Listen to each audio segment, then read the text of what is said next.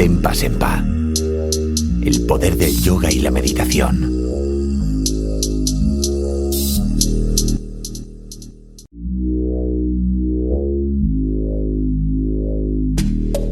¿Y cuál es tu experiencia meditativa?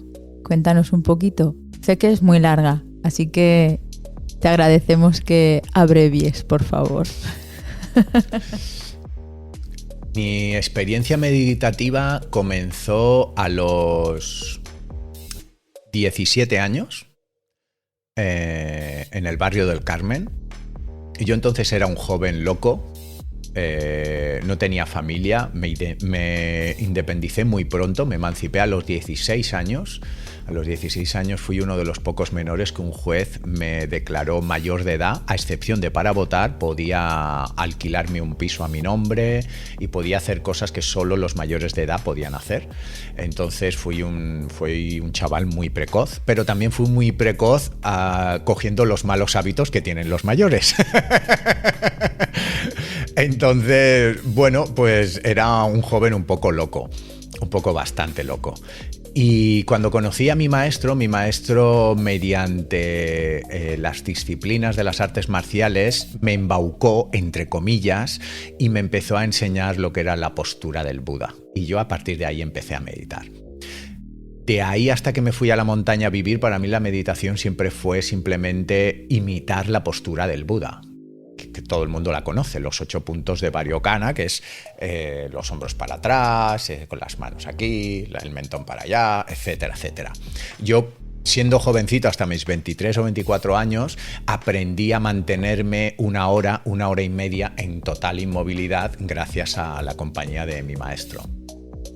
Sí que es cierto que gracias a ralentizarse la respiración de manera natural, debido al tiempo de inmovilidad, empecé también a ralentizar los procesos mentales. Pero no porque yo lo hiciera conscientemente, sino porque era un efecto, una consecuencia de la inmovilidad. Eso es un primer estadio en la meditación porque empiezas a experimentar pequeños espacios entre las impresiones mentales y eso de repente te sorprende. Es una manera de empezar a ver que hay algo más allá de tus pensamientos y de tus emociones. Pero ya cuando estuve en la montaña viví unas épocas muy largas de unos años con mi maestro en el que en realidad comimos muy poco, dormíamos muy poco, vivíamos como unos ascetas en la India y esa fue otra fase de la meditación donde yo ahí empecé a ser observador y me transformé en un observador de mi mente casi constantemente, tanto meditando como sin meditar.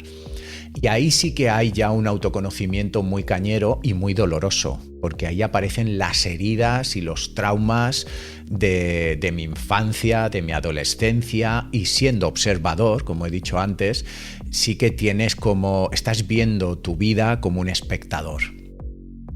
Esto fue otro estadio de meditación que me reportó una madurez hasta que después de unos años hubo algo dentro de mí, una guerra que desapareció. Empecé a vivir una práctica meditativa muy diferente.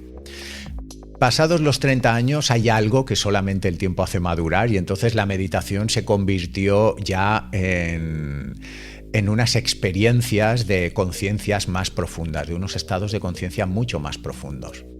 Entonces he vivido 3 estados de meditación profunda, que en realidad es uno solo, lo que pasa que debido a los condicionantes mentales y a la práctica que yo he tenido, pues bueno, he vivido ese mismo estado desde 3 prismas diferentes.